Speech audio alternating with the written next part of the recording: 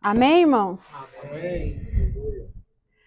Então, que a graça e a paz do nosso Senhor Jesus Cristo esteja sobre nós. Amém. Que nós possamos iniciar esse estudo e para a honra e glória dele. E antes, eu quero fazer alguns esclarecimentos para a turma. Hoje eu vou fazer um panorama do que vai ser o curso, como que nós vamos trabalhar. Infelizmente, a gente está sem a TV. Nós não vamos conseguir. A não ser que tivesse cabo também, né? Mas. Sábado que vem, se Deus quiser. Mas acho que pode desligar lá, né? Acho que esse aqui, não é? Para não tirar a atenção. Né? Que eu estou vendo que vocês estão olhando lá.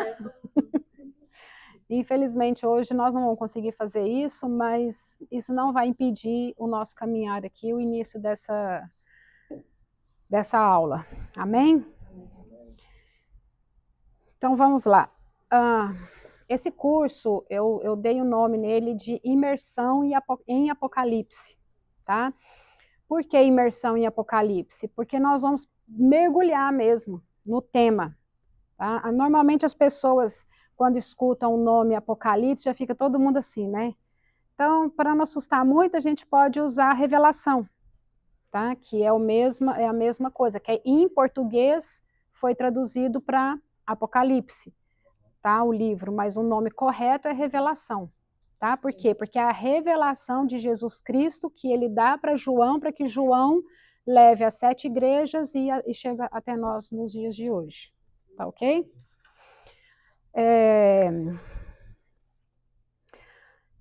O nosso trabalho aqui vai ser falar sobre o livro de Apocalipse, sobre as profecias relacionadas com esse tema e geopolítica no final.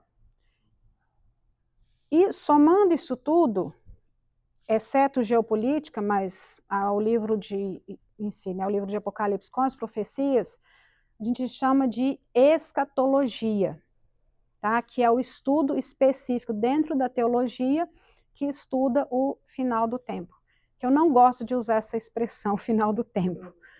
Tá? Eu não gosto, mas é o que mais se utiliza. Eu prefiro a segunda vinda de Jesus, porque a nossa esperança está na segunda vinda dele, não na destruição que vai cair sobre a terra. Amém? Amém. Então, se alguém quiser anotar aí a sequência do nosso estudo, tá? Hoje, então, vai ser esse panorama que eu vou fazer. Na semana que vem, nós vamos começar com o livro de Daniel, primeiro, tá? Aí vocês vão falar assim, o que o Daniel tem a ver, né? Vai fazer igual a Ana. Mas vocês vão entender por quê. Porque nós vamos começar de Daniel.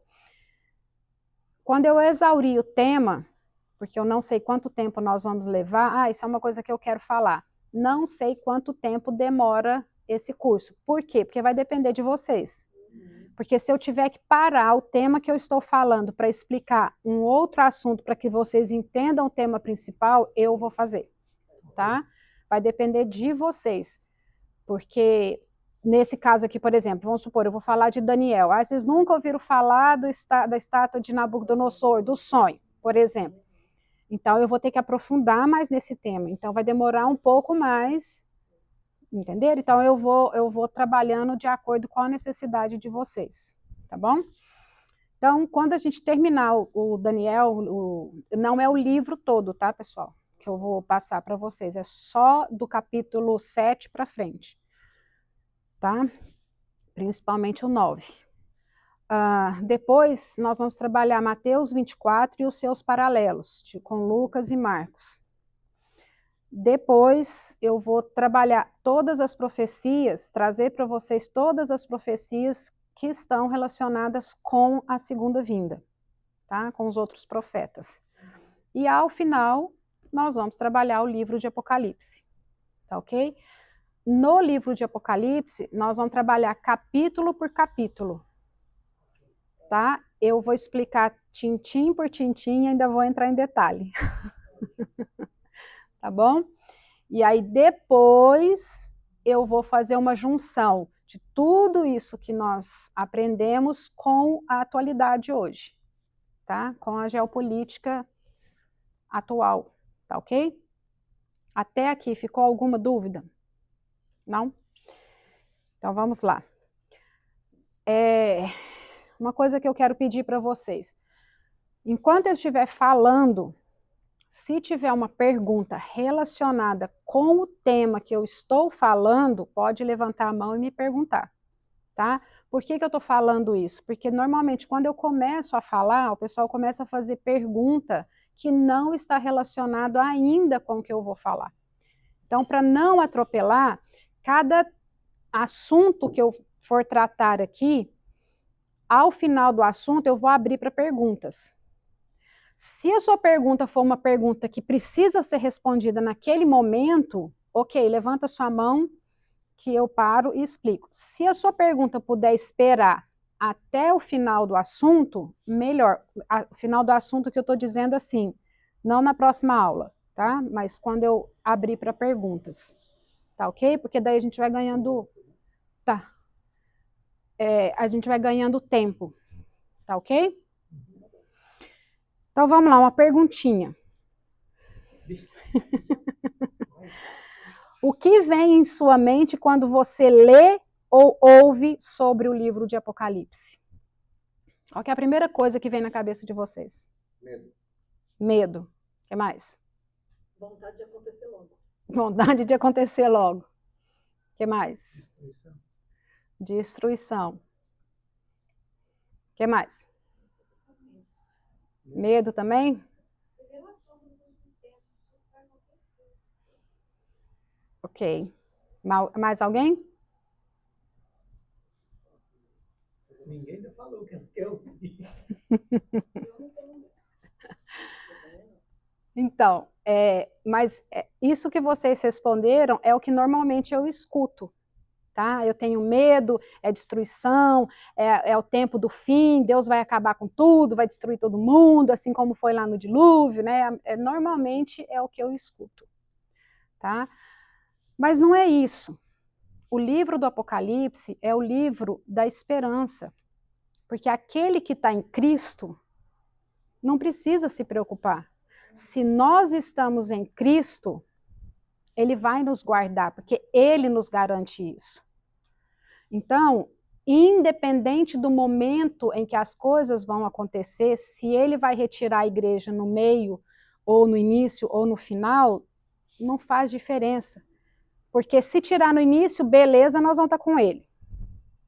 Se tirar no meio, Ele vai nos proteger nos 3 anos e meio iniciais. Se ele não levar a igreja e for só no final, ele vai cuidar, porque a palavra dele assim nos garante. Então nós não temos que ter essa preocupação. O medo, ele tem que desaparecer. Entenderam? Por quê? Porque o que a palavra de Deus fala? Que a igreja não está destinada para ira. Não é isso? Estou certa ou estou errada? Nós não estamos destinados para a ira de Deus, mas nós vamos entrar mais nesse assunto no ponto específico, tá ok? Aí a pergunta que campeã de todos os cursos que eu já dei, quem consegue adivinhar qual que é? A primeira pergunta que me fazem. Você é pré ou pós? Não, me perguntam também. O dia, como que vai acontecer? Não, exato. É o que mais me perguntam. Quem você acha que é o anticristo? O anticristo é uma figura que vai existir? Vai. O que as pessoas não perceberam ainda é que o espírito do anticristo, ele já está no mundo desde a época da Eva. Depois, na época de... como é que chama lá da Torre de Babel? O Nimrod. Então, e aí vem Nimrod, os Herodes da vida, o Hitler da vida. Então, o espírito do anticristo, ele já vem desde aquela época até os nossos dias de hoje. Então, quando eu olho tudo que é contrário a Cristo, espírito do anticristo. tá? Então, eu vou falar especificamente sobre o perfil do anticristo quando a gente estiver estudando o capítulo 13, tá? Eu vou abrir um tópico específico para isso. Mas a figura do anticristo, ela é uma figura que vai ser um homem que vai existir no período da tribulação? Sim. Tá? Porque muitos ensinam que o espírito do anticristo, que o anticristo é um sistema. Não é só isso. O anticristo, ele está preparando um sistema, sim. Tá ok? Para realizar todo o plano diabólico de Satanás. Isso é fato. Mas vai existir um homem, sim. Por quê? Porque Daniel contou para a gente. Tá? Por isso que a gente precisa estudar Daniel, lá no capítulo 9, versículo 24, e nós vamos entender sobre isso daí. Tá ok? Exatamente. Então, se ele está pedindo para ser adorado, é uma pessoa.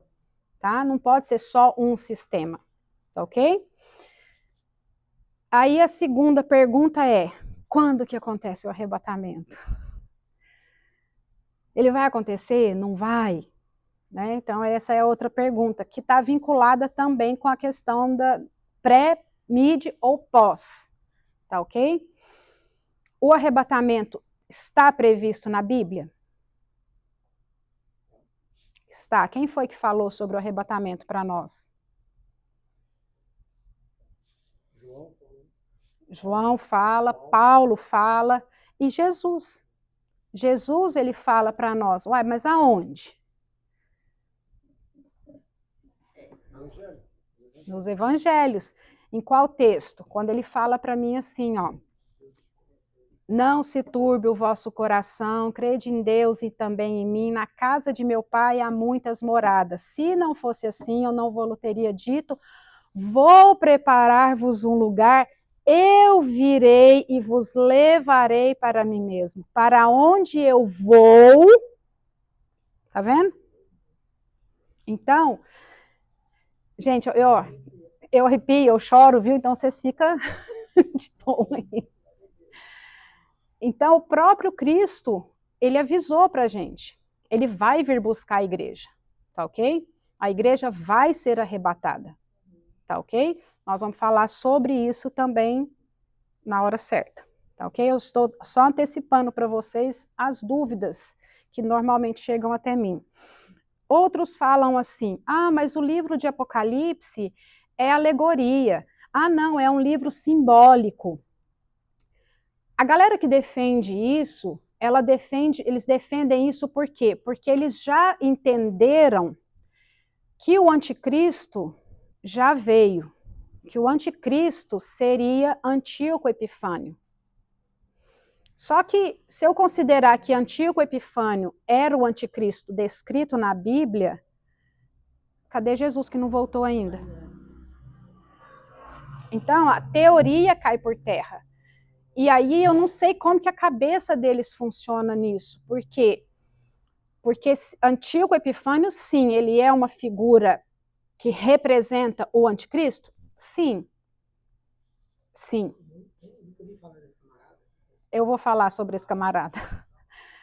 Mas eu não posso dizer que a profecia se cumpriu no período dele. Eu não posso falar isso. Por quê? Por que eles falam que ele é o anticristo? Porque ele profanou o templo. Segundo Daniel, com 3 anos e meio, ele vai profanar o templo. E o Antíoco Epifânio foi lá e colocou uma estátua de Zeus dentro do templo e ainda matou um porco lá dentro. Então, sacrificou um porco. Você sabe que porco para o judeu, né? Então, ele fez isso. Por que ele fez isso? Não, então ele é o anticristo. O anticristo já veio. Beleza. Mas cadê Jesus que não voltou? Então, quando isso não acontece, aí eles começam a falar, não, mas isso é alegoria, não, mas isso daí é simbologia. O livro de Apocalipse é um livro simbólico? Sim. O que a gente precisa fazer? Entender a simbologia do livro. E como que eu entendo isso? Achando? Tentando adivinhar?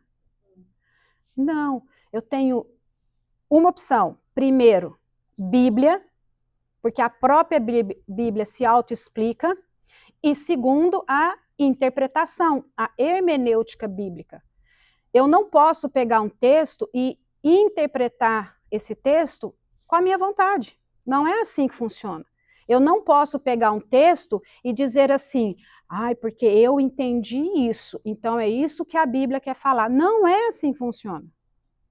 Para você interpretar a Bíblia ou qualquer outro livro, existem regras.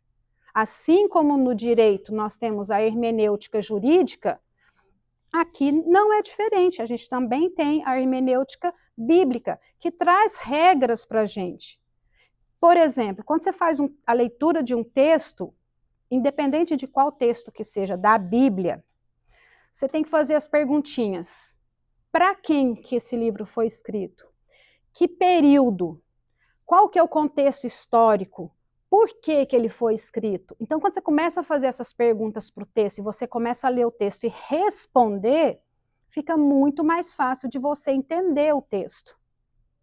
Vocês estão me acompanhando? Sim.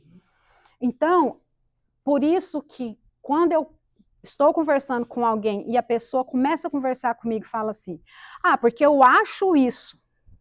A conversa acabou ali mesmo. Porque para mim a pessoa tem que fundamentar. Olha, eu entendi, a pessoa pode até falar, não, eu acho isso porque a Bíblia fala isso, isso, isso e isso. Se ela me explicar dessa forma, não tem problema nenhum.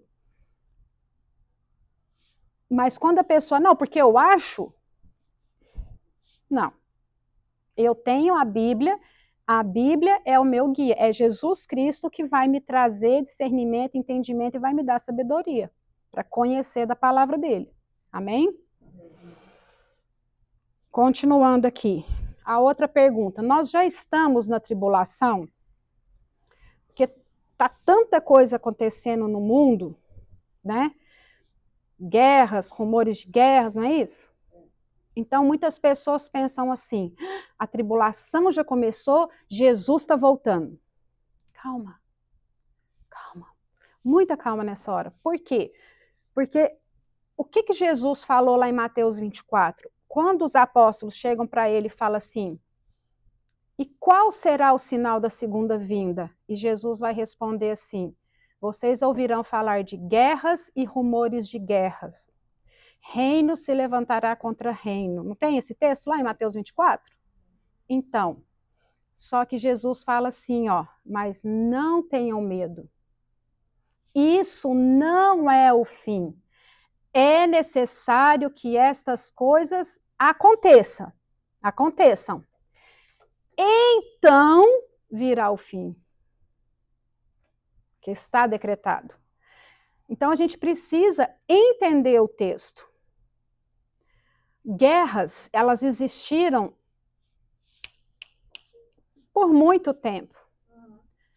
Concordam?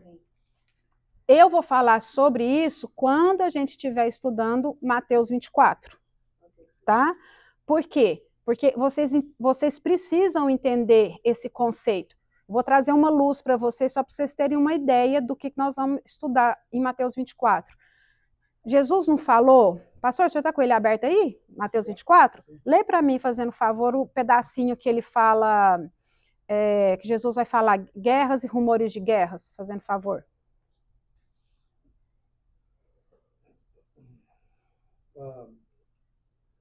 Diga-nos quando essas coisas vão acontecer e que sinal haverá da sua vinda e do fim dos tempos. Jesus respondeu, tenham cuidado para que ninguém os engane. Só um minuto. Primeira advertência que Jesus dá. Cuidado para que ninguém vos engane. Pode continuar. Tenham cuidado para que ninguém vos engane, porque muitos virão em meu nome dizendo, eu sou o Cristo, e enganarão a muitos. Só um minuto. Isso já aconteceu e acontece até os dias de hoje, concorda? Pode continuar. E vocês ouvirão falar de guerras e rumores de guerras.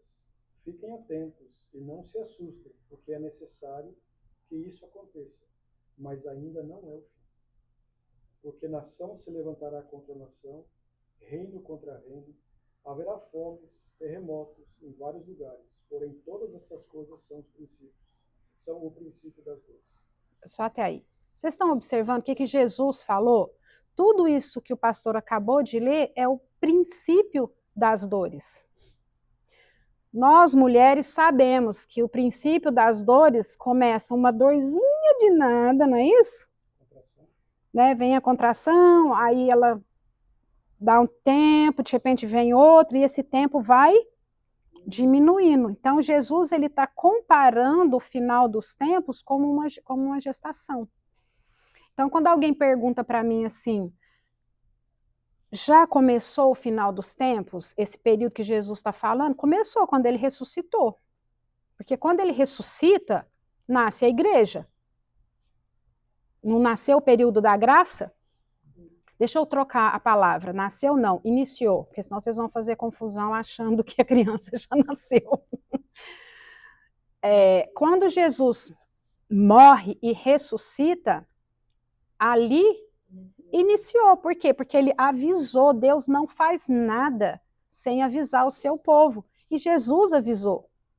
Então, o que acontece? Nesse texto que o pastor acabou de ler, que nós vamos estudar lá em Mateus 24, Jesus fala para eles uns minutinhos, um pouquinho antes ali, ele vai falar assim, ó. Quer dizer, um pouquinho depois desse ponto aí, Jesus vai falar assim, ó, deixa eu falar um negócio aqui. Vocês estão me mostrando esse templo aqui, essa construção suntuosa? Não ficará pedra sobre pedra que não seja derribada. Não aconteceu? Quando que aconteceu? Jesus morre no ano 33. Quando que aconteceu? 70. Então a profecia se cumpre ali. Quando o Espírito Santo vem e nasce a igreja, dali para frente, olha quanta coisa aconteceu até os nossos dias de hoje. Tá? Mas nós vamos aprofundar esse assunto no momento que a gente vai estudando Mateus 24. Vocês observaram que o pastor leu ali assim, ó, guerras e rumores de guerra, nação se levantando contra nação? Nós temos várias nações no mundo hoje, não temos? Depois o pastor leu assim, reino contra reino, não foi, pastor? Uai, que é isso, esse reino contra reino? Exatamente. Nós temos dois reinos só, o reino do mal e o reino do bem, o reino de Cristo e o reino de Satanás. Satanás está reinando aqui hoje no mundo. Por isso que o mundo é do maligno. E por isso que Jesus precisa vir para derrotar Satanás, acabar com esse reinado dele e restabelecer o reino dele, que era para ter começado lá no Jardim do Éden.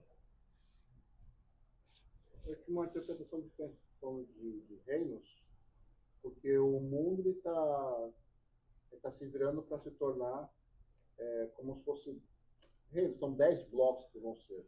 Sim. Eu tinha como cada bloco seria um reino. Então, um reino... Nações. Materialmente falando, sim.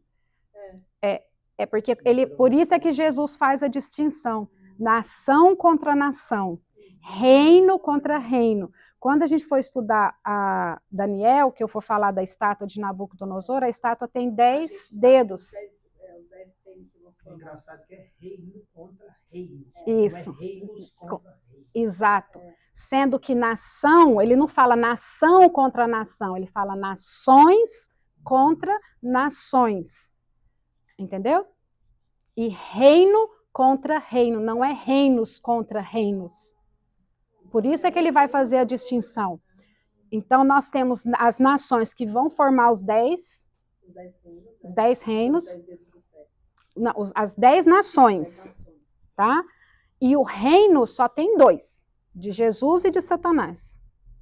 Por isso que Satanás, quando leva Jesus lá no pináculo e fala para ele assim, ó, tá vendo tudo isso daqui? É meu, eu te dou se você prostrar diante de mim. Entendeu? Então, são 2 reinos só. Ok? Uhum. E aí, então vocês entenderam que toda essa situação, ela é o início das dores. A tribulação, ela só vai começar, que é a última semana das 70 semanas de Daniel, ela só vai começar quando for assinado um acordo de paz. É a falsa paz que será estabelecida aqui na Terra. Então, quando esse acordo de paz for assinado e quando esse acordo de paz estabelecer a construção do terceiro templo, o relógio escatológico começa a contar, a última semana de Daniel. Aí é o que eu falei para a senhora. Quando acabar os 7 anos, Jesus volta. Então, no dia que vocês escutar, abrir o celular de vocês falando assim, foi assinado um acordo de paz e vai construir o terceiro templo em Jerusalém. Começou a contar. Pode contar 7 anos que no final Jesus volta. Não sou eu que estou falando. É o livro de Apocalipse. Apocalipse 19, 11. Tá ok? Então, podemos continuar. Em relação à tribulação, as pessoas perguntam muito para mim assim, ai, Ana, mas e aquele negócio lá que tem lá no livro de Apocalipse, que vai sair uma besta que sai do mar, outra besta sai da terra, vai nascer, vai sair mesmo essas bestas? Não, gente, não existe besta que vai sair do mar. Isso sim é simbologia. Então eu vou explicar o significado disso para vocês. Porque muitos falam assim para mim, não, se sair uma besta do mar, hoje a gente tem armamento para ir lá destruir. Não é isso que o texto está dizendo. Tá ok? Eu vou explicar sobre isso também. A gente tem que saber discernir no livro de Apocalipse o que é simbologia e o que não é. Ok? Aí a pergunta que as pessoas fazem, Ana, então essa guerra que está acontecendo aí, Rússia e Ucrânia, Israel contra o Irã, isso são as guerras que Jesus se referiu? É a pergunta que todo mundo me pergunta. É o carro-chefe também. O que vocês precisam entender? Jesus ele vai falar para nós lá em Mateus 24 assim, ó. Olha, vocês sabem discernir o tempo das estações. Vocês sabem quando vem o verão, o inverno, o outono, a primavera. Vocês sabem olhar para as árvores e definir isso daí. Então, quando o fruto está pronto, você sabe que você pode ir lá e colher. Então, vamos lá. Israel é o berço ali. É ali que tudo aconteceu. Tá? E não adianta querer tirar isso de lá. Porque é lá que Jesus vai voltar. É lá que ele vai pôr o pé no Monte das Oliveiras. Então, essa teologia hoje que as pessoas ensinam, da teoria da substituição, que a igreja substituiu Israel, eu não posso sustentar essa teoria porque se eu sustento que a igreja substituiu Israel, eu estou quebrando a promessa que Deus fez para Abraão. Independente do que o povo escolhido por Deus fez no passado e faz até hoje, eles continuam sendo o povo de Deus. Quer a gente goste, quer não. Porque muitos cristãos, que eu não consigo entender, muitos cristãos são contra os judeus, porque judeu matou Jesus. Não é isso, gente. É muito claro isso, tá? Mas eu vou explicar isso de forma detalhada, tá? Então, mas eu preciso olhar para Israel. Então, eu preciso olhar para Israel a partir de 1948, quando o Estado de Israel foi criado. Porque Deus falou assim, pode uma nação ser criada em um dia? E Israel foi criado em um dia. Eu vou explicar isso em detalhes, tá? Então, ele cria Israel, renasce, né? Porque o povo estava na diáspora, o povo estava esparramado aí pelo mundo, e Deus permite a criação do novo Estado de Israel. O dia que foi declarada a independência, no dia seguinte eles foram atacados. Depois foi atacado de novo com a Guerra dos 6 Dias. E assim vem, e assim vem, assim vem até os dias de hoje. Tá? Então, essas guerras, eu vou considerar, porque da criação do Estado de Israel para trás, nós tivemos 2 grandes guerras, concordam? Primeira e segunda. Da criação de Israel para hoje, nós não tivemos isso mais, vocês concordam?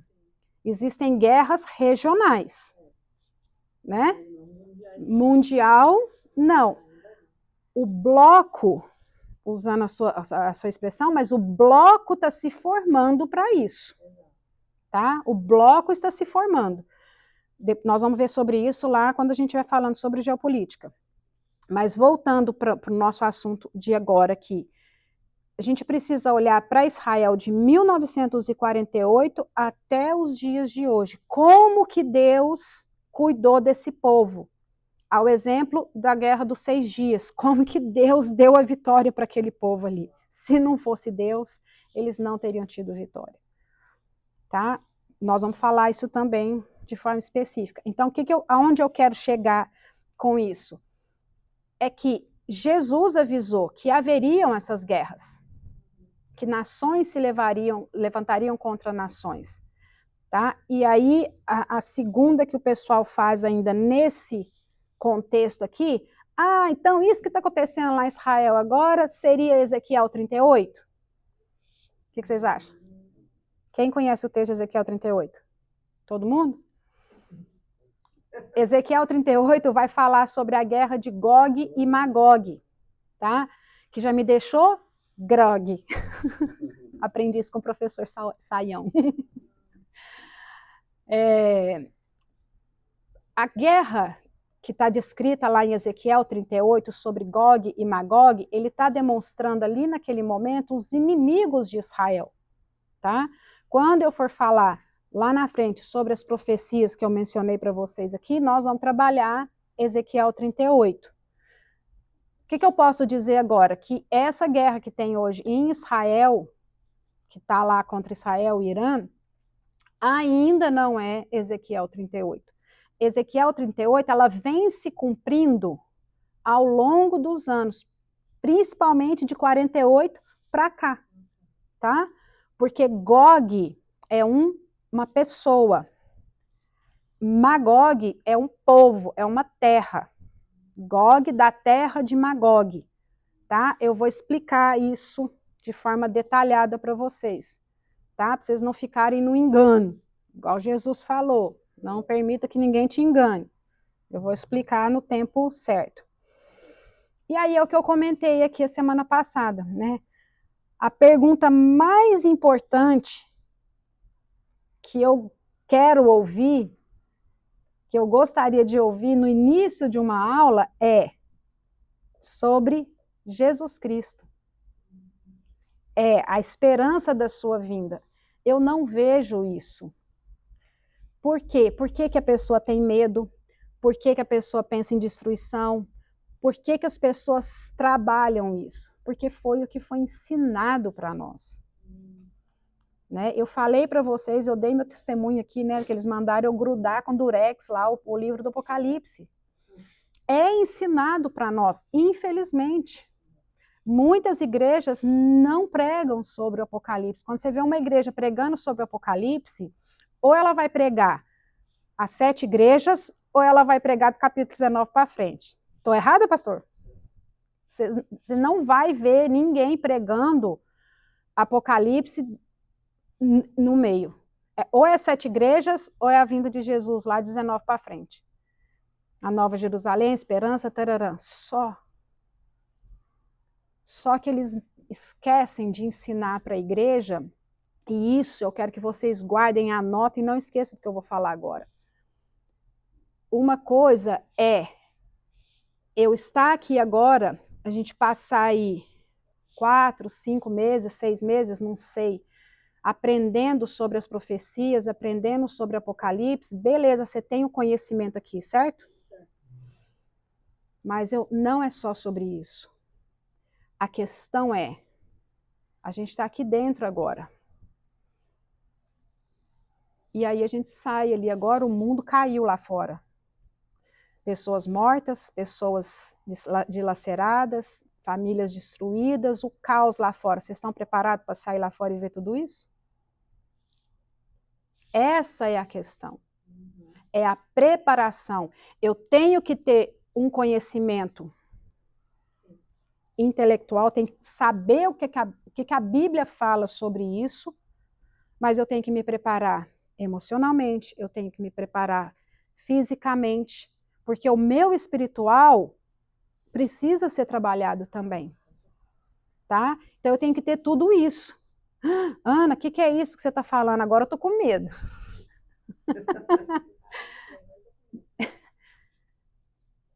Tem um negocinho na Bíblia que fala assim, ó, o amor lança fora todo... Quem que é o amor mesmo? Então vocês estão vendo que eu não preciso ter medo. Eu não preciso ter medo. Porque o amor, que é Cristo, lança fora todo medo. Se eu estou nele, ele está comigo. Então eu não preciso temer nada. Morrer pro elenco. Exatamente. Ok? Então vamos lá. E quando que ele volta? Se pudesse ser hoje, era bom. Nós temos que entender duas coisas aqui, ó. Porque daí o que todo mundo quer saber é isso. Quando que ele volta? Todo mundo quer saber, todo mundo tá atrás. Só que Jesus, lá em Mateus 24, 36 e 39, ele vai falar assim, ó. Mas daquele dia, tá vendo? Ó, daquele, futuro. Mas daquele dia e hora ninguém sabe, nem os anjos do céu, mas unicamente meu Pai. E como foi nos dias de Noé, assim será também a vinda do Filho do Homem. Porquanto, assim como nos dias anteriores ao dilúvio, comiam, bebiam, casavam-se e davam-se em casamento, até o dia em que Noé entrou na arca e não o perceberam, até que veio o dilúvio e os levou a todos. Assim será também a vinda do Filho do Homem. O que Jesus está falando aqui, gente? Ele está dizendo, vou trazer para a nossa realidade hoje. Jesus está falando aqui o seguinte, nós estamos aqui dentro da igreja aprendendo da palavra de Deus, mas a gente podia estar lá fora, numa praia, num restaurante, curtindo a vida, num cinema, não é isso? Numa festa, a gente poderia estar fazendo qualquer coisa. É proibido eu fazer isso? Não. Mas vocês escolheram deixar isso de lado e estar aqui para ouvir, para aprender dele. Quando Jesus fala de comer, beber, casar e dar esse casamento, ele está falando no sentido assim, está todo mundo em festa. Está todo mundo curtindo a vida, deixa a vida me levar, a vida leva eu, não é assim? O mundo vive assim. Essa música entrou na mente das pessoas de uma forma que você olha para quem está no mundo e você fala, realmente. Porque as pessoas não estão nem aí. As pessoas não querem saber. Esses dias eu estava vendo um vídeo, aí minha menina mostrou para mim, o cara passando na rua e perguntando, você conhece Jesus? Você acredita em Jesus? O povo, não quero saber, não. Sabe a culpa de quem que é? Nossa. É nossa. Porque somos nós que temos que buscar essas almas, a gente tem que saquear o inferno e trazer essas pessoas para a luz. Sabe por quê? Porque Jesus não quer perder nenhum dos seus. Ele ainda não voltou por causa disso. Porque ele quer que todos sejam salvos. Então, enquanto nós trabalharmos aqui para a maioria ser salvo, nós estamos fazendo o dever de casa. Entenderam? Quando ele está mencionando aqui os dias de Noé, imagina naquele período, nunca tinha chovido, nunca tinha caído água. E Noé fazendo um barco lá, uma coisa esquisita que ninguém sabia o que era. Imagina a cena. Imagina o cara passando lá e falando assim, que idiota. Tá achando que Deus falou com ele, mandou ele fazer aquilo. Vocês acham que o povo nunca suava ele naquela época?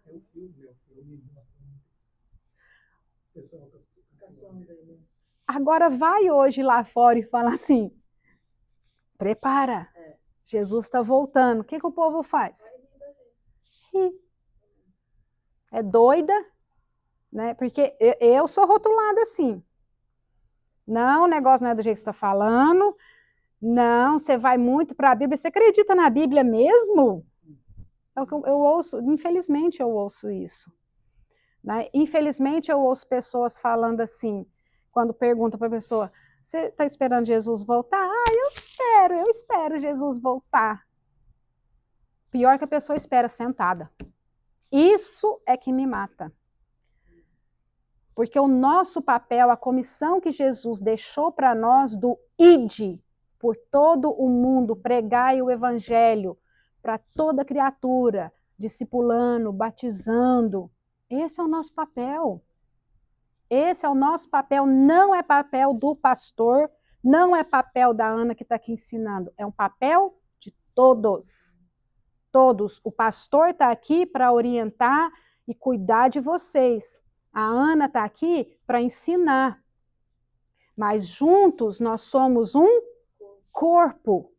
E Jesus precisa desse corpo. Ele é o cabeça. E nós somos o corpo. E o corpo obedece à cabeça. Mas para a gente fazer esse trabalho, a gente tem que conhecer a palavra de Deus. Amém? Amém. Mas sobre isso daqui, eu vou falar mais especificamente quando a gente estudar sobre Mateus 24. E por que vocês acham que não foi permitido para a gente conhecer o dia da volta de Jesus? Qual que vocês acham que é o motivo?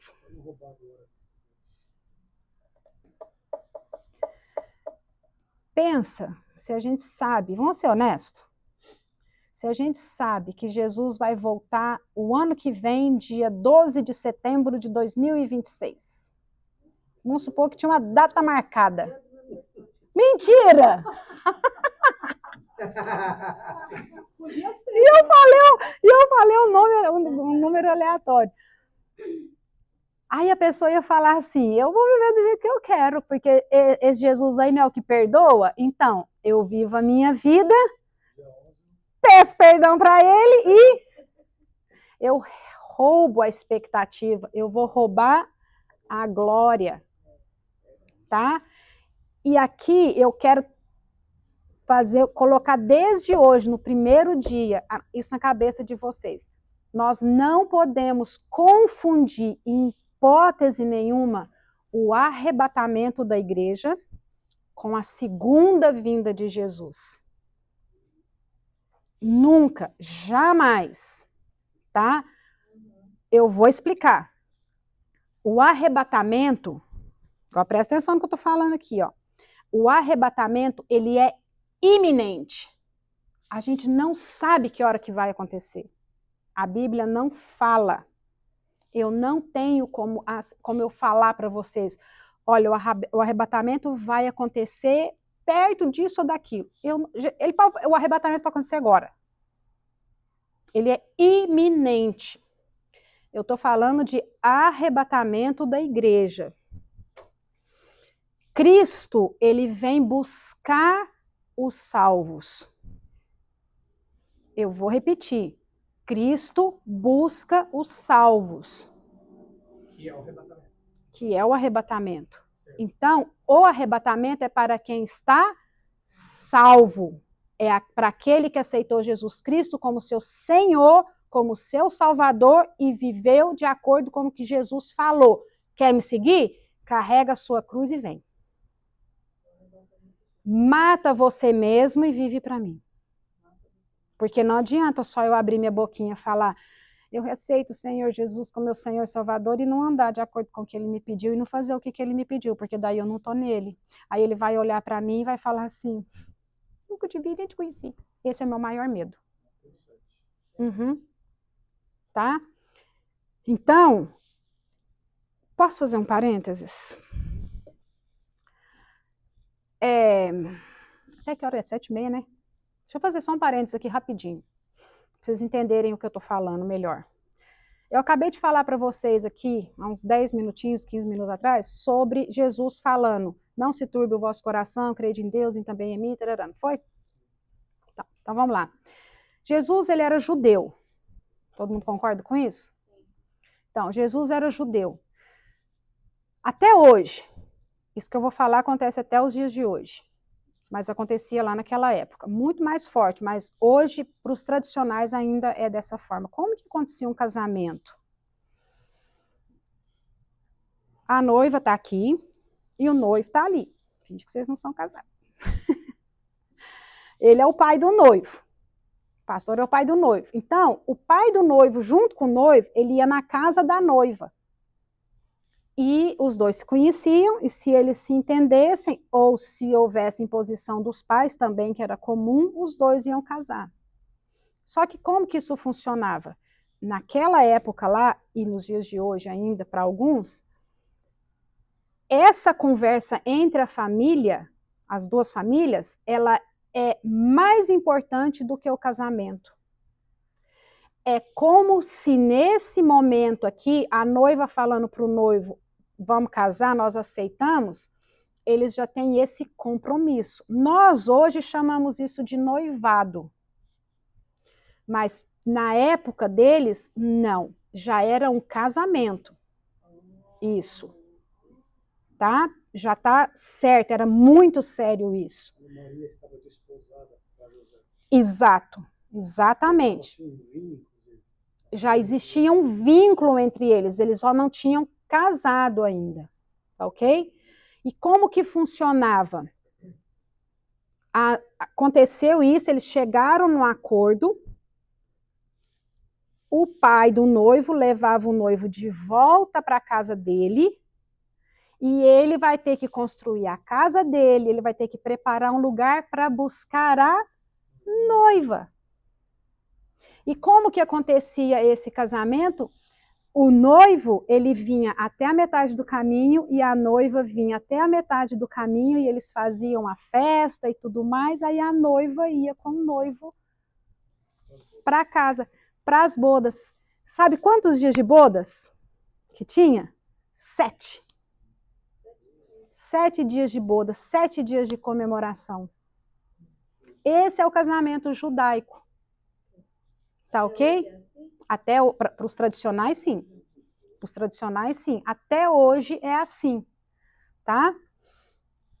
Olha, isso que eu acabei de falar para vocês não é bem parecido com o que eu acabei de falar do texto de João 14? Olha. Então, gente,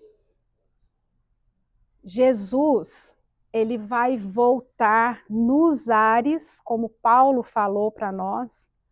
Ele vai retirar a igreja, é a noiva dele. Ele é o noivo.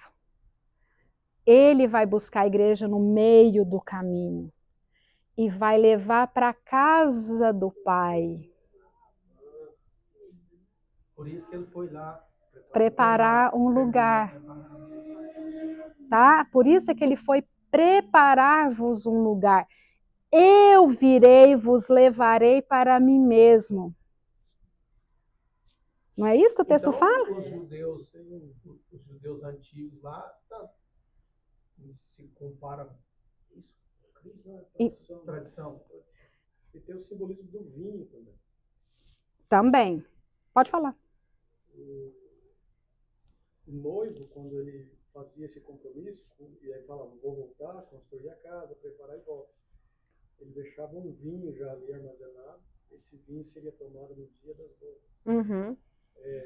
Já representando, né, o sangue que Cristo iria derramar no dia da crucificação para poder sacramentar aquele compromisso. Exato, exatamente. Aquele vinho ficava como uma escritura, vai. Uhum. O fiozinho do bigode. E aquele vinho não poderia ser mexido até o dia do casamento. Então, Cristo, quando ele derrama o sangue dele, simbolizando isso, é como se estivesse fazendo um contrato. Eu derramei o meu sangue, já está consumado, e eu volto para buscar vocês. Eu volto a buscar a noiva.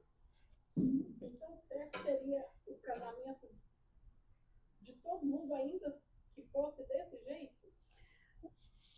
Essa é a tradição judaica.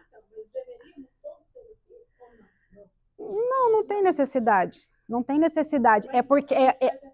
Não, mas é dentro do que eu falei. Isso que eu estou falando aqui era o contexto da época de Jesus. Muita água passou por debaixo da ponte. E entrou aí a Igreja Católica. Né? Depois a gente vai falar sobre isso. Tá? Mas não está errado. Porque o compromisso que você faz hoje é diante de Deus, diante de uma autoridade constituída por espiritual e dos homens. Tá? Você vai lá e assina o documento. Mas aí agora eu quero perguntar uma coisa para vocês. Qual foi mesmo o primeiro milagre que Jesus fez? Aonde? O que estava tendo lá? Estava tendo um casamento, né? Entendi. Vocês estão conseguindo entender a importância disso? A importância da gente voltar na época para a gente entender esse contexto aqui? A noiva que ficava esperando o noivo voltar, ela não sabia quando que o noivo ia voltar, mas ela tinha que se preparar para o noivo. As roupinhas dela, o corpinho dela, o vestidinho dela, o cabelinho dela, ela ficava pronta e ela ficava na expectativa. É hoje, é hoje, é hoje.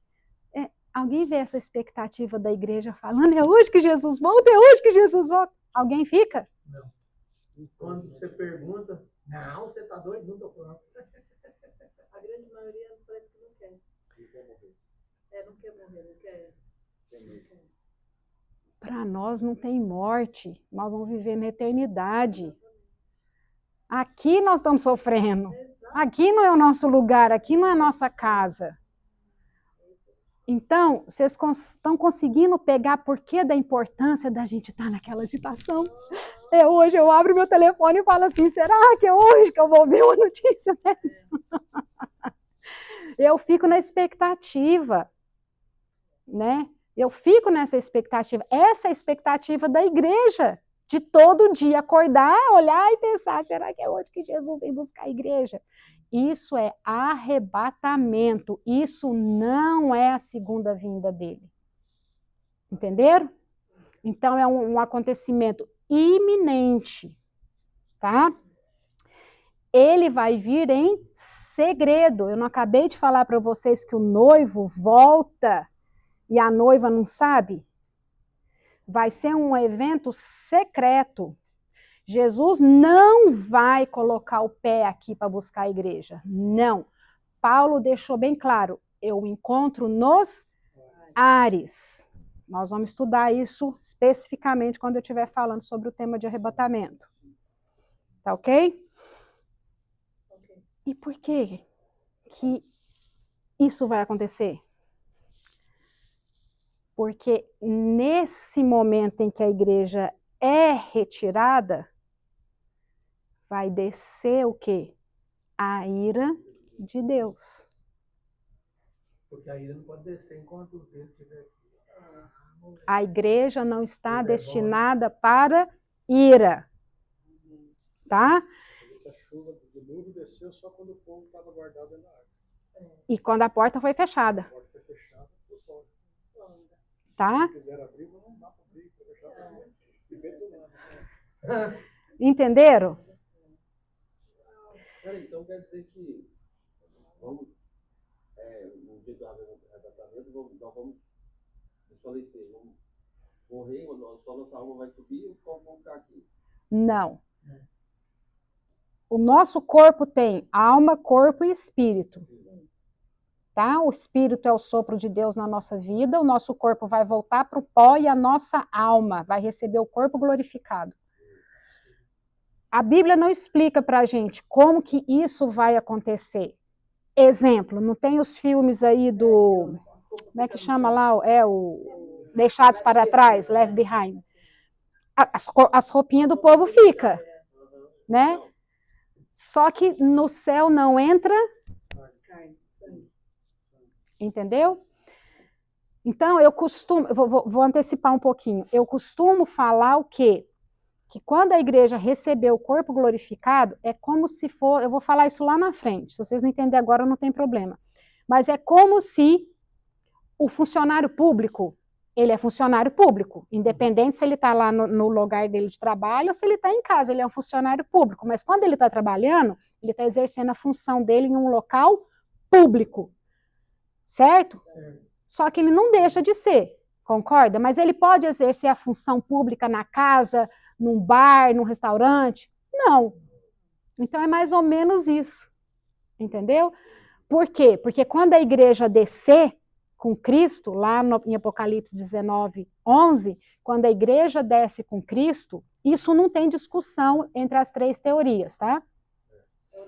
É unânime. Isso não tem discussão. A igreja vai estar com Cristo e vai descer, tá? O povo vai estar aqui. E como que nós vamos trabalhar com Cristo se nós estamos com o corpo glorificado? Vamos reinar com ele, inclusive. Exato. Mas vai ter gente aqui de Então, carne. o Senhor só volta quando nós, eu falo nós porque nós vai subir mesmo. Quando nós subir, aí depois que ele vem... Ele vem depois da tribulação. Depois dos 7 Ele vai anos. encontrar com a pessoa dos ares depois que ele volta. Isso. Mas calma que isso aí eu vou explicar detalhadamente quando eu falar da tribulação. Quando a gente for trabalhar as 70 semanas de Daniel, eu vou explicar isso exatamente, tintim por tintim, entrando em detalhe. Certo. Tá? A mulher respira fundo aqui do meu lado. Então, vamos lá, ó. Quais são os sinais, então, da segunda vinda? Eu não falei que o arrebatamento é iminente? Já a segunda vinda de Cristo, a gente tem sinais para isso, tá? Esse iminente seria assim, um piscar de Um olhos? piscar de olhos. O arrebatamento vai acontecer a qualquer momento. A qualquer momento vai acontecer. Só não sei quando. Agora, a segunda vinda de Cristo é diferente. Por quê? Porque vai ter sinais da vinda dele. Ele falou para nós lá em Mateus 24, sinais que antecederiam a vinda dele. Tá ok? E na segunda vinda dele, antes eu não falei que Cristo vem buscar os salvos? Na segunda vinda, ele vem com os salvos. Tá? Eu não acabei de falar que Apocalipse 19, 11, a igreja, os santos, desce com ele? Sobe com a noiva e volta com a esposa. Exato. Tá? Sobe noiva, desce esposa. Para reinar junto com ele. No arrebatamento, eu não falei para vocês que Jesus vem em segredo? Na vinda dele, não. Todo olho verá. Todo mundo vai ver. O arrebatamento é em segredo. É em segredo. Aqui, na vinda dele, ele vem em glória. Ele vem sentado num cavalo branco, com a espada na sua boca. A vida dele é quando o arrebatamento já aconteceu. Uhum, exato. Então, ele vem como rei. Jesus, quando veio a primeira vez, ele veio como um cordeiro. Ele entrou em Jerusalém sentado num jumentinho, filho de uma jumenta. Não é o que a Bíblia fala? Mas quando ele voltar em glória, ele vem num cavalo branco. Ele vem do jeito De rei. que os judeus queriam. Agora, deixa eu contar uma coisa para vocês. Na tradição judaica, naquela época de Jesus, bem Jesus para trás mesmo, quando um rei ele ia em paz para outro reino, ele ia sentado num jumento. Tá? Quando um rei ele ia encontrar com outro rei, ele ia sentado num jumento. Mas quando esse rei ele ia para a guerra, ele ia no melhor que ele tinha, que era um cavalo branco. Então, de longe, aquele rei que estava recebendo aquela visita sabia de longe se estava vindo em paz ou se estava vindo em guerra.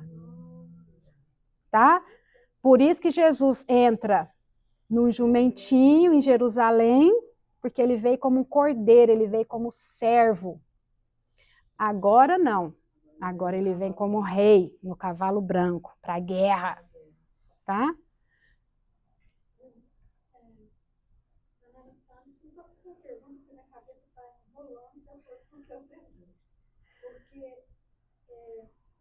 O que eu aprendi, o que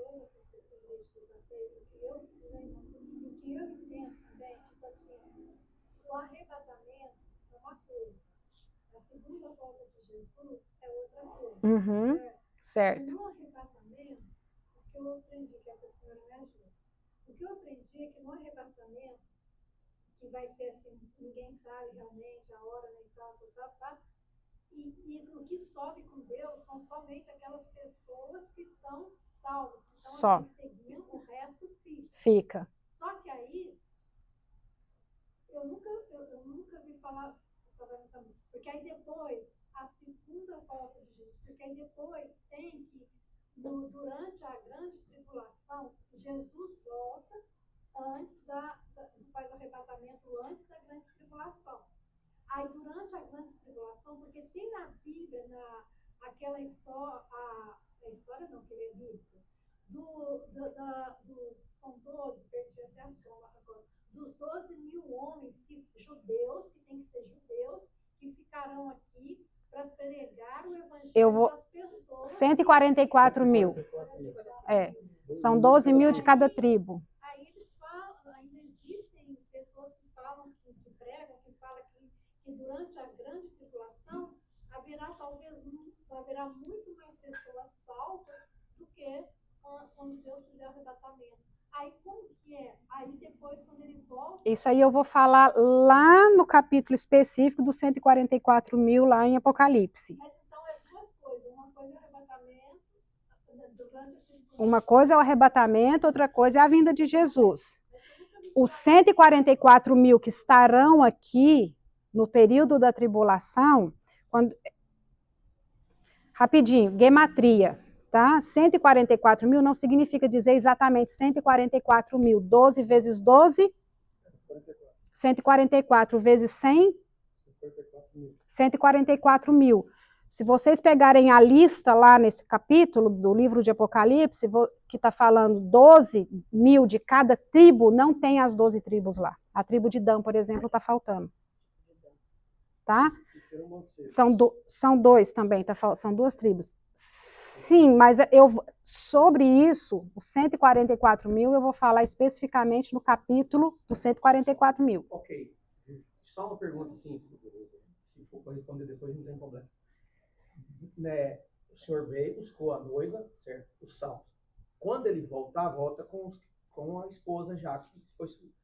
Aí vai ter gente salva depois, no meio da tribulação? Vai ter gente salva durante a tribulação. Vai ter.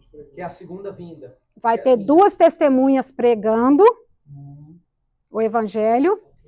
E vai ter os 144 mil selados. Aí dessa segunda vez, os que ficou e acabou. Aí vai para o fogo de enxofre. Os que não subir. Quando Jesus voltar, ele vai separar o bode das cabras, os das ovelhas. Tá? O joio do trigo. Isso, então o salvamento vai ser em duas partes. Primeiro a igreja e depois os que creem nele. Durante a tribulação. Mas para ser salvo tem que dar a própria vida, né? Vão sofrer muito, vão morrer na mão do diabo, tem que dar a própria vida. Né? Não, porque ninguém vai sofrer mais do que o que Jesus sofreu na cruz. Então não existe esse negócio aí, que essa conversinha que o pessoal fala assim, ó, a igreja vai passar pela tribulação porque ela tem que sofrer junto com o que a igreja primitiva sofreu. Calma. Porque quando a igreja primitiva sofreu, ela estava nascendo. Tá? Então, até os dias de hoje, o cristão sofre. Nós é que somos bonitos aqui do pacote, que mora num país livre. Agora, vai lá pregar no Afeganistão. Vai lá para a China, vai lá para a Coreia, vai lá para o Japão, que eu quero ver se lá já não tem tribulação. Tá? Deixa eu explicar uma coisa para vocês. Infelizmente, os nossos olhos estão fechados para isso. Entra lá, janela 1040, portas abertas, vocês vão ver quantos cristãos estão morrendo por perseguição por dia. Tá? Então, para nós que estamos aqui, nós estamos lindos. Nós estamos num país livre. Só que não é assim. Tá? Então, tem que tomar muito cuidado com isso. Perseguição não mostra. Perseguição é uma coisa. A tribulação que vai cair sobre a terra, Jesus fala o seguinte, que nunca existiu e nunca haverá uma do tamanho da que está por vir. Tá?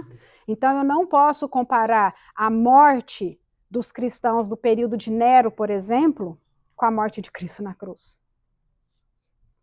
Porque ali estava todo mundo em pecado, aceitaram o cristianismo, sim, mas era tudo pecador, Jesus era perfeito. Tá? Então, essa é a questão. Deu para entender, então? Eu falei que o arrebatamento é para evitar a ira de Deus, não foi? Só fazer um parênteses aqui, foi da pergunta que foi a minha irmã que fez no sábado. Nós falamos da salvação. Quando esse problema dessa explicação, irmão, é que gera confusão. Quando Jesus morre, ele é o centro da salvação. Ele perdoa completamente todos os pecados passados, todos os pecados presentes e todos os pecados futuros da humanidade, daqueles que nele creem. Se eu falo que eu vou sofrer para eu ter a morte, daí lá na tribulação, então eu estou desfazendo também da morte que ele fez, do sacrifício que ele fez.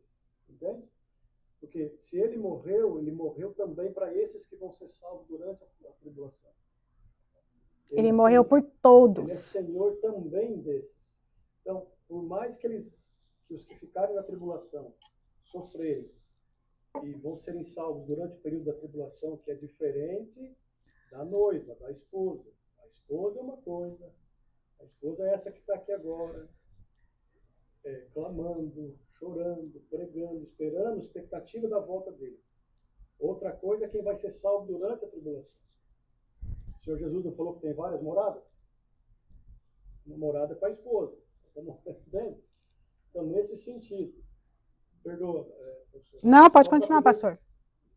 Daí não casa, entendeu, irmão? Assim, então, se eu tiver que fazer obra para me salvar agora, como igreja, se as minhas obras me salvam, eu também desfaço do que ele fez na cruz.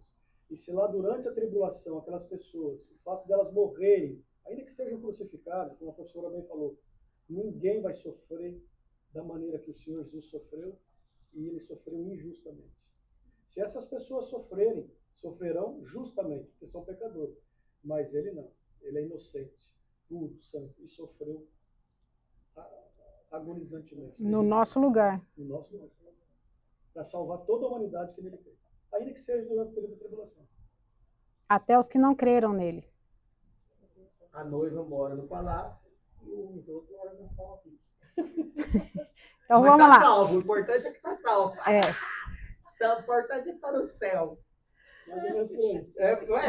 Pela explicação do irmão Marcelo, foi isso. Eu É vou isso. na família, você vai lá e já... Salvação, olha, uma forma de vocês guardarem a questão da salvação é o seguinte, é você, pecador, arrepender dos seus pecados, não praticar mais, porque se não tem arrependimento, não tem perdão. Então, pecador, arrependimento aqui e a transformação que traz o evangelho na nossa vida. É o que sempre o Marcelo prega, né? É o caminho da santificação até a vida. Se eu não buscar santidade, se eu não copiar Jesus, se eu não fizer o que Jesus falou para eu fazer, para seguir ele, significa dizer o quê? Se ele fizer isso, eu tenho que fazer isso. Se ele fizer isso, eu tenho que fazer isso. É aquela brincadeira do... Como é que chama aquela brincadeira que tinha antigamente? Não, aquela que fala assim, do soldado, que um fazia, o outro tinha que copiar. Não tinha uma brincadeira assim quando a gente era criança? Esqueci o nome da brincadeira. Isso, segue o mestre. Ué, mas... Tem que seguir o mestre. Seguir o mestre. É exatamente isso. Porque o povo hoje quer fazer o quê? Quer seguir Jesus do jeito que eles querem. Né? Eu vejo gente falando assim, o Antigo Testamento já foi, já aconteceu, aí fica lá no Salmo 23, no Salmo 91. Que nem é para a igreja. Salmo 91 é Cristo. Não consigo entender. Ai, porque Deus abençoou o seu povo. Ué, mas tá lá no Antigo Testamento, você falou que não acredita nele? Porque depois de Jesus só teve problema. A igreja só passou por problema. E está passando até hoje. Porque viver com Cristo não é viver em festa. Desculpa, mas não é. É você se matar todos os dias, tirar a sua vontade, matar a sua carne e viver em espírito. Continuando. Voltando aqui só para a gente finalizar então. O arrebatamento. Enquanto Jesus evita a ira de Deus sobre o povo dele, não foi que eu falei no arrebatamento? Na segunda vinda dele, ele vem o quê? Trazer juízo, justiça, tá? Ele vai trazer juízo e justiça, tá ok? É isso que vai acontecer quando ele voltar. E por que nós devemos estudar escatologia? Boa pergunta, hein? Pra gente se preparar. Para a gente se preparar e não ser enganado. Espere o melhor, mas prepare-se para o pior. Exatamente. Eu já dei o meu testemunho aqui, todo mundo que está aqui escutou meu testemunho, já sabe, né? Todo mundo que está aqui que eu falei da questão que me enganaram, da questão mandou fechar o Apocalipse, né? E eu falei besteira para a mulher testemunho de Jeová lá que bateu na minha porta, todo mundo, eu contei isso aqui, todo mundo que sabe, não precisa eu contar de novo não, né? Então, quando isso aconteceu, eu decidi, ninguém vai me enganar mais. Quando eu vi Jesus falando para que eu não ser, é o primeiro aviso que ele dá ao pastor, leu aqui, ó, Mateus 24, cuidado para que ninguém vos engane. Falsos mestres, falsos cristos, tá cheio por aí. E você só não será enganado se você conhecer a verdade. Eu costumo ensinar assim, ó, todo mundo aqui tem um iPhone e conhece um iPhone, não conhece? Todo mundo conhece o iPhone verdadeiro, não conhece? Se eu der de presente um iPhone falsificado, vocês vão saber que é falsificado? Por que vocês vão saber? Depende do manuseio que você conhece. Porque você conhece o verdadeiro. Então, quando você conhece o verdadeiro, você sabe separar o que é falso. E eu ensino muito isso para os meus alunos, para as minhas alunas. A maioria hoje só quer ficar ouvindo pregação, quer escutar o fulano, ciclano e beltrano. Ei, primeiro você aprende o que está na palavra, para depois você escutar o fulano, ciclano e beltrano e saber se o que ele está falando é bíblico. Se confere com a verdade. Tá? Ai, mas é porque é o fulano que é doutor de não sei o quê, porque não sei o quê. E daí? Ele não é o dono da verdade? A única verdade está aqui. Só aqui. Mas as pessoas olham o quê? Para o título do cara. Porque é o fulano pregador não sei das quantas. Porque é o pastor da igreja que não sei... Jesus falou que ia ter falso mestre. Então, para a gente não ser enganado, a gente tem que conhecer a verdade. Eu assisto muita coisa de gente falando muita besteira, porque eu não é que eu estou perdendo o meu tempo, não. É porque eu estou querendo medir até onde está indo engano. E as pessoas estão deixando ser enganadas. Infelizmente, essa pregação que está tendo aí, Jesus é amor, Jesus recebe todo mundo. Cadê a parte que ele é justo? Exatamente. A pessoa esquece aquela parte que ele estava com o chicote lá e acabou com coisa no tempo. Tá? Esse Jesus que está sendo pregado hoje por aí não é o Jesus da Bíblia. Desculpa, não é. Aquele Jesus que eles estão pregando aí, que massageia o seu ego, que te abençoa, que faz tudo por você, desculpa. Não é esse Jesus que está aqui nos evangelhos. Não é esse Jesus que Paulo pregou. Desculpa, não é. Não há quem pregue a verdade. Por isso que todos se enganaram. Você também não lembra? Então, por causa disso, eu tomei essa decisão há 25 anos atrás, para que ninguém mais me engane. Então, eu comecei a ler a Bíblia, eu comecei a estudar e não parei, até hoje eu estudo. Porque eu não deixo mais ninguém me enganar. Tá? E isso hoje é o meu ministério, é ensinar as pessoas para que as pessoas não fiquem mais no engano, para que elas tenham essa... Não é porque a Ana está falando isso aqui para vocês. O que eu estou falando para vocês, pegue e pesquisa na Bíblia. Sempre que eu estou falando aqui, eu estou falando os textos. Então, vai atrás. Não fica escutando a Ana falando. Faz como os bereanos, façam como eles. Pesquisa na Bíblia, lê na Bíblia o que eu estou falando.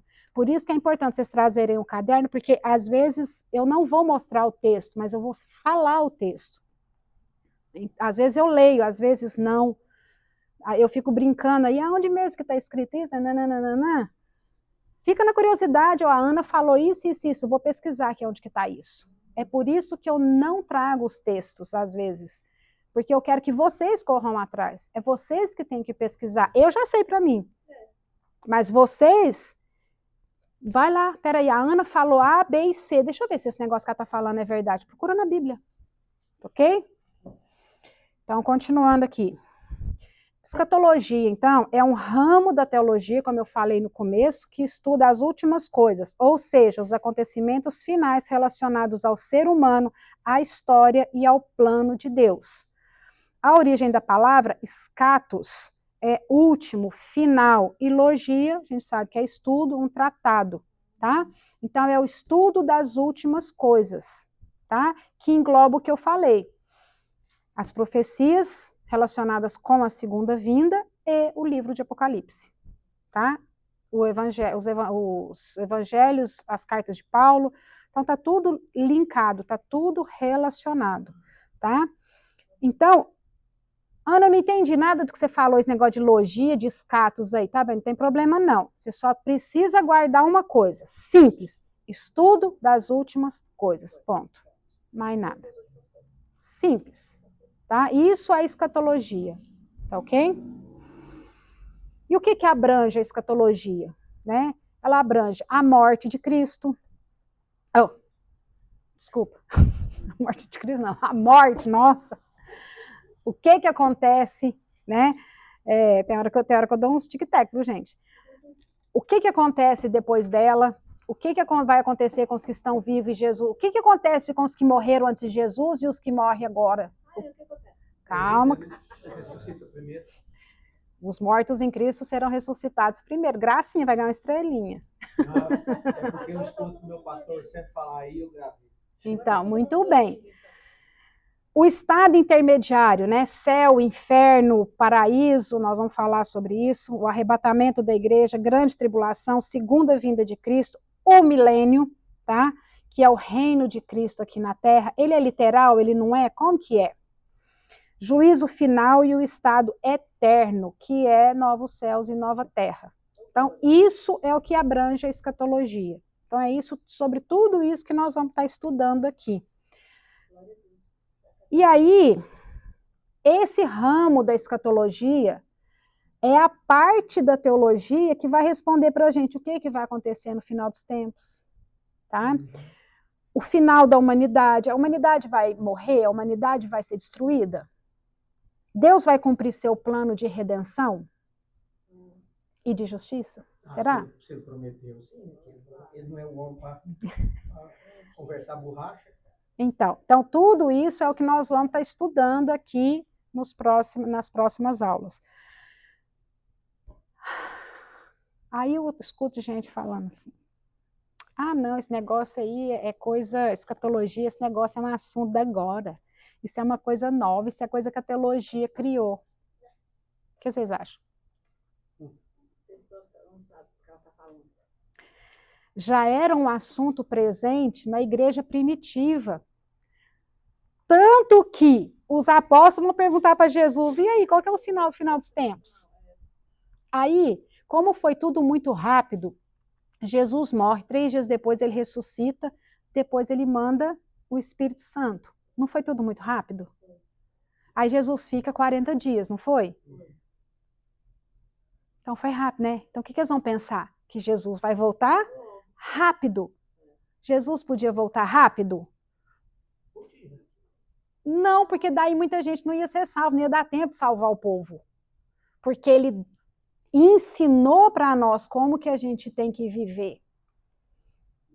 O templo, eles tinham uma adoração naquele templo ali. O templo para eles era mais importante do que o próprio Deus. Eles esqueceram que ali tinha a presença de Deus. Eles se prostituíram ali, no período do templo, tanto do primeiro quanto do segundo.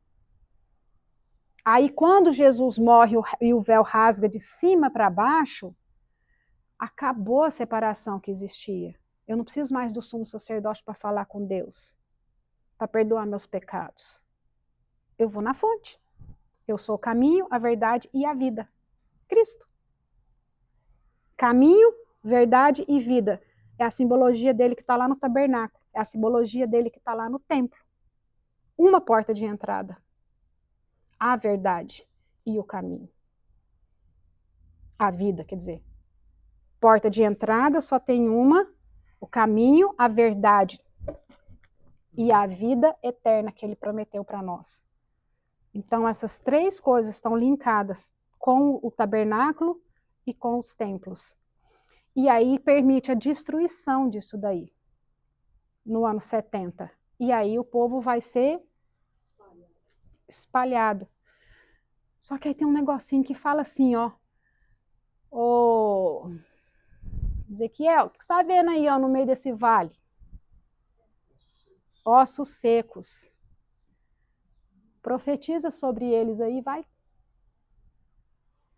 Os judeus não estavam como ossos secos, destruído, acabou, não foi? Aí Deus fala, sopra o meu espírito. E aí o que vai acontecer? Eles não vão se transformar em corpos novamente?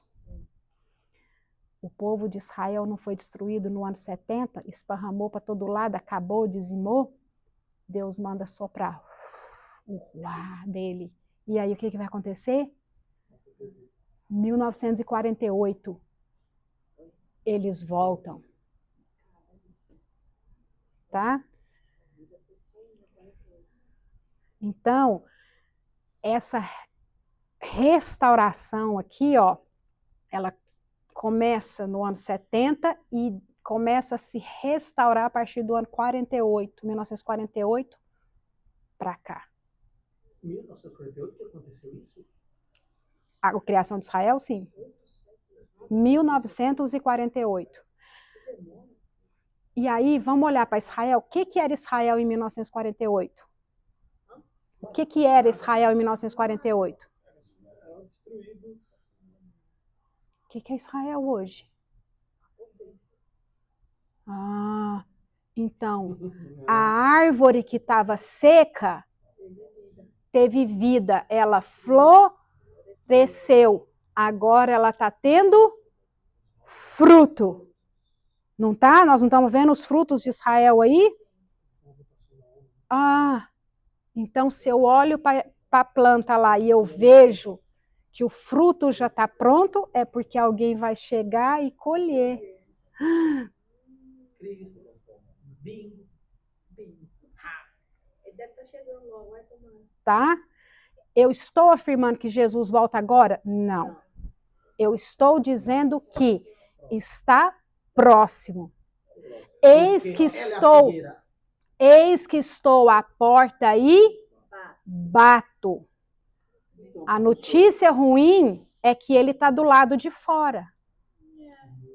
Ainda. Quando eu leio, tenho aprendendo sobre a explicação, eu não vou ter mais medo. Mas quando eu leio Amém. o Apocalipse, eu tenho medo, mas eu não tenho medo da morte. Você tem medo de passar pela tribulação? Porque eu sei que me espera do outro lado, então eu não tenho medo. Mas o Apocalipse me dá terror. Mas a gente já pediu para morrer várias vezes. Então a gente não tem medo da morte. Mas ele tem medo do Apocalipse. Eu pedi para morrer. Olha, deixa eu te falar uma coisa. Mas não assim. Esse medo seu, hoje é o primeiro dia da nossa aula. Anota aí. Hoje você falou para mim que você tem medo. Eu quero ver você falar para mim que você tem medo quando a gente acabar. Tá? Eu tenho certeza que eu não vou ouvir isso de você. Ok? Podemos seguir? Então, a escatologia, ela já era um assunto da igreja primitiva, tanto que os apóstolos vão perguntar para Paulo assim, e aí? E os parentes nossos que morreram antes de Jesus? O que vai acontecer com eles? E o povo que morreu antes de Jesus, eles estão salvos ou não estão salvos? Era a pergunta da época. Então, por isso que Paulo vai escrever para os Tessalonicenses e vai explicar por quê. Porque estava tudo lá assim, Jesus vai voltar mesmo? Eu não preciso trabalhar, eu não preciso fazer nada. Então, o povo não queria fazer nada. Então, Paulo vai escrever para os Tessalonicenses explicando a situação. Então, Paulo já falava sobre isso. Paulo já tinha sido orientado por Cristo, pelos apóstolos. Entenderam? Paulo era o cara. Paulo era o cara que seria o próximo sumo sacerdote. Ele foi instruído por antes dele quem? Por Gamaliel, tá? Filho de Eliel. Então, ele era o suprassumo. Então, ele era um cara muito culto, que conhecia as escrituras, tá? Ele só não sabia que Jesus era o Filho de Deus. Até... Se não bastasse toda a orientação de Gamaliel, era uma Harvard da vida, né? Uhum. Ainda ficou 3 anos na Arábia aprendendo do próprio Cristo. Entenderam? Então... E de perseguidor para perseguidor. Entendeu? Então, o que Paulo vai fazer para nós é de extrema importância, tá? Então, é por isso que ele é o maior escritor do Novo Testamento. Entenderam? Então, falar para mim que não existia escatologia na igreja primitiva é pegar o que Paulo escreveu para nós, rasgar e jogar no lixo. Eu não posso aceitar isso. Não conhece. Segundo ponto. A segunda vinda de Cristo é a base da nossa fé. Se eu não acredito que Jesus ressuscitou, ou melhor, se eu não acredito que Jesus veio como homem, que ele morreu e que ele ressuscitou e que ele vai voltar, minha fé não existe. Porque minha fé vai estar em quê? Ou eu acredito no pacote, né?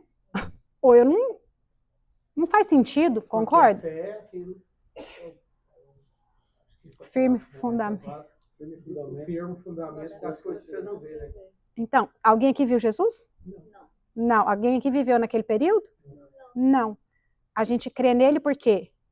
Pela fé, porque a gente conhece o testemunho. Entenderam? E a gente espera que ele vai voltar. Por quê? Porque ele tem palavra, ele prometeu e ele vai cumprir. Entendeu? Então, a segunda vinda de Cristo é a base da nossa fé. Tá? Se hoje a gente busca santidade, se hoje a gente está mudando o nosso jeito de viver e buscando estar perto dele para estar com ele, essa é a nossa base. Tá? Porque se ele não for voltar, eu vou viver do jeito que eu quero. Se é para morrer, né? Porque o povo acredita nisso, né? Porque você morreu, acabou. Fora os outros que não querem morrer, vai querer ficar vivendo para sempre, aí vai se lascar. Né? Terceiro ponto, então, ó. Precisamos conhecer as profecias acerca desse assunto e não sermos ignorantes na palavra. Tá? Porque muita coisa que eu vou falar aqui para vocês, parte dela eu tenho certeza que vocês conhecem. Mas uma parte vocês não conhecem. Tá? Então, eu vou destrinchar isso tudo para que vocês conheçam todos os pontos para que não fiquem ignorantes. E as profecias acerca desse assunto e não sermos ignorantes na palavra. Porque se eu não conheço o que está aqui, eu sou ignorante, não no sentido pejorativo, no sentido de não conhecer. Tá ok? Quarto ponto, para não sermos enganados por falsos mestres. Por isso que eu estou falando para vocês, vocês não têm que acreditar na Ana aqui, no que a Ana está falando, não. Vocês têm que anotar o que eu estou falando e pesquisar para ver se o que eu estou falando vem da Bíblia. Se a minha fonte pura e cristalina chama Bíblia Sagrada. Eu não dei o exemplo para vocês da água contaminada? Tá?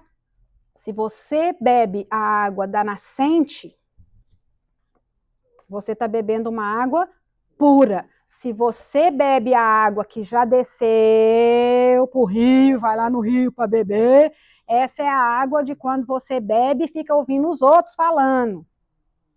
Tá? Então, você tem que beber água pura para você não ser contaminado com falsa doutrina. Quinto, para sermos capazes de reconhecer os sinais. Quando Jesus fala lá dos sinais, ele sabia que o povo daquela época sabia olhar para o tempo e falar, vai chover. Não, não vai chover. Jesus vai falar, vocês sabem reconhecer os sinais? Vocês sabem olhar para uma planta e falar a estação que nós estamos? Então, nós temos que ser capazes de reconhecer esses sinais, que é o exemplo que eu acabei de dar aqui, ó. Quando estourou a guerra lá, Ucrânia e Rússia, e logo em seguida a de Israel com o Hamas, lá o 7 de outubro, há 2 anos atrás, vai fazer aí, o povo já desesperou. Nossa, eu vi um monte de pastor, Gog e Magog se cumprindo, não sei o quê. Eu olhava e falava, ô Senhor, tem misericórdia. Então, por que que eu sei que não é? Porque a Bíblia fala para mim quando que vai ser. Simples assim. Simples assim, tá? Jesus respondeu, tenha o cuidado de que ninguém os engane, pois muitos virão em meu nome dizendo, eu sou o Cristo, e enganarão a muitos. Assim também, quando virem todas essas coisas, que todas essas coisas, o que ele tinha avisado lá no começo, saibam que o tempo está próximo, às portas, tá? Isso está em Mateus 24, 4, 5 e 24, 33, se vocês quiserem anotar aí. Mateus 24, 4 ao 5 e Mateus 24, 33.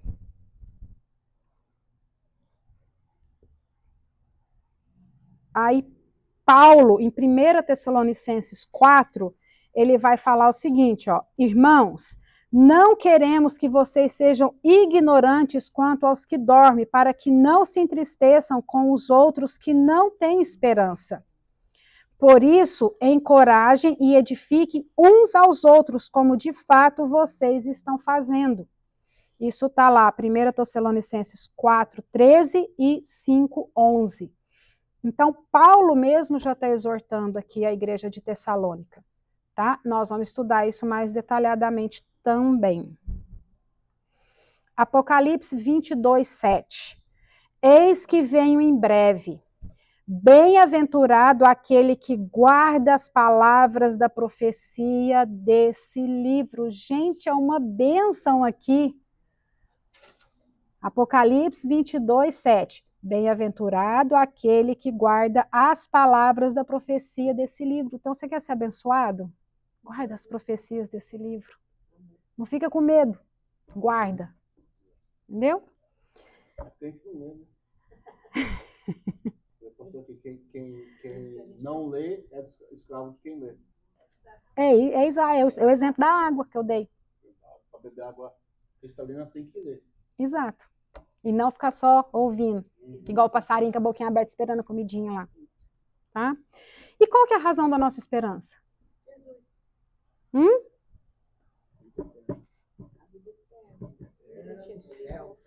Vamos dar uma lida lá em 1 Pedro? Pedrão é meu brother. 1 Pedro 3,15. Pedrão, sou fã dele, mas agora tô ficando fã do Paulão. Paulão também é gente boa, né? Olha o que Pedro vai falar para a gente.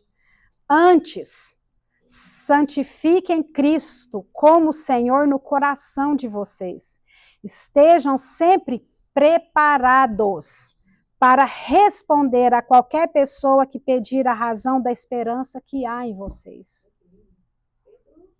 1 Pedro 3,15.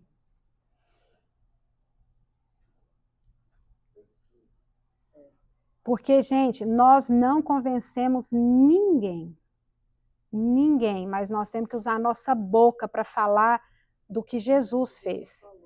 E quem vai convencer a pessoa que você está falando, que está te ouvindo, é o Espírito Santo. Então, abra sua boca para falar, não para tentar convencer ninguém. Entenderam?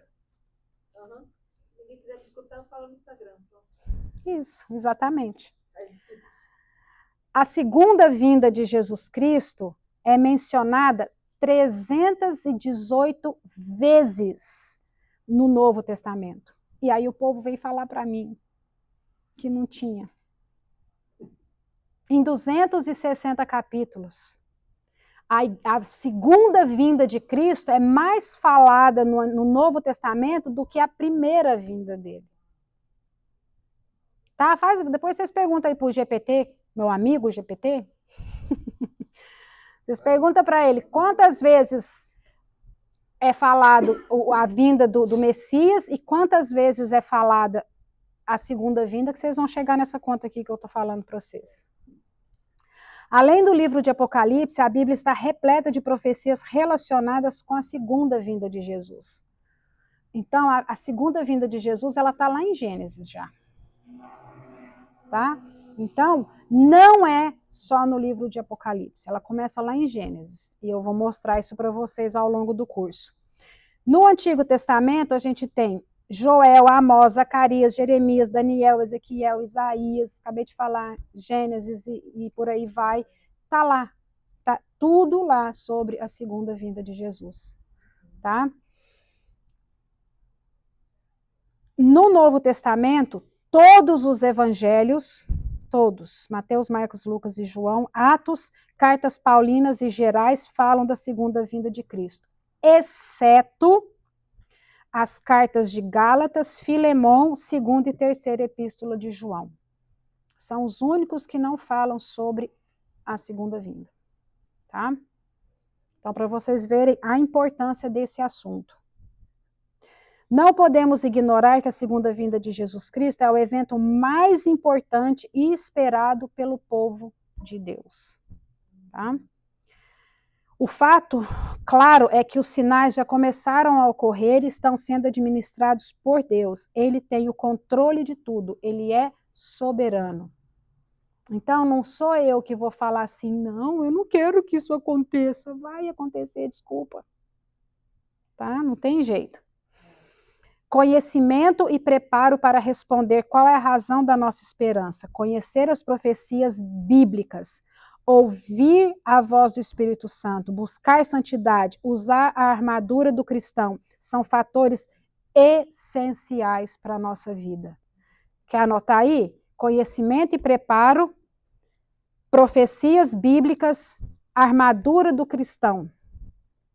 Tudo isso é essencial para a nossa vida.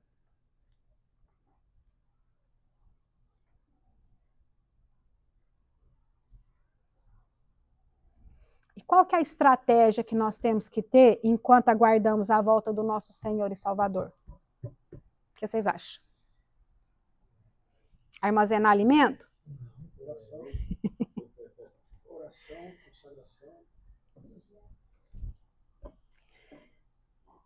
Santidade. Consolar uns aos outros.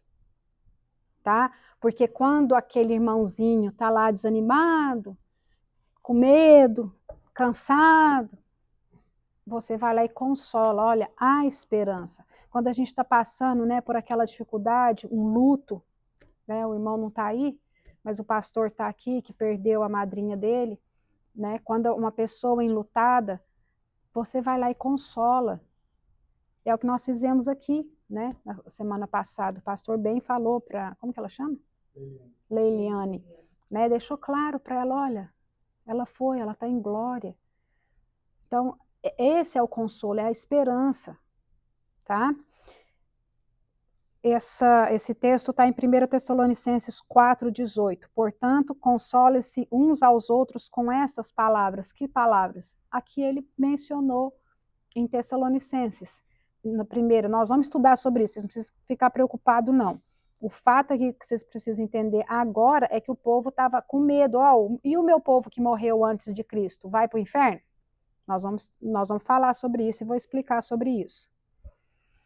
Paulo, quando estava para ser decapitado, antes de entrar no gladio, terminou de escrever a carta de 2 Timóteo 4,8 e fala: agora está reservada para mim a coroa da justiça que o Senhor, justo juiz, me dará naquele dia, não somente a mim, mas também a todos os que amam a sua vinda.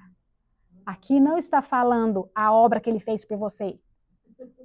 A sua vinda, tá? Aumentar a coragem dentro do nosso coração para poder enfrentar a pressão por termos decidido seguir Jesus.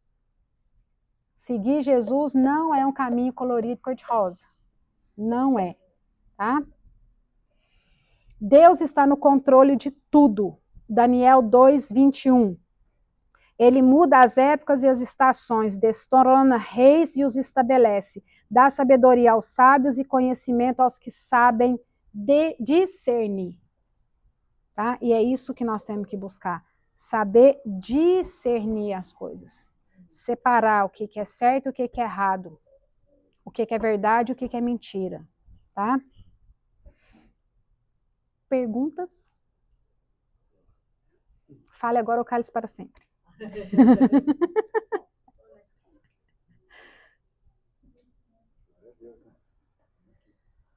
Foi muito bem explicado. Perguntas não, temos elogios. Obrigada. Não, aí é para honra e glória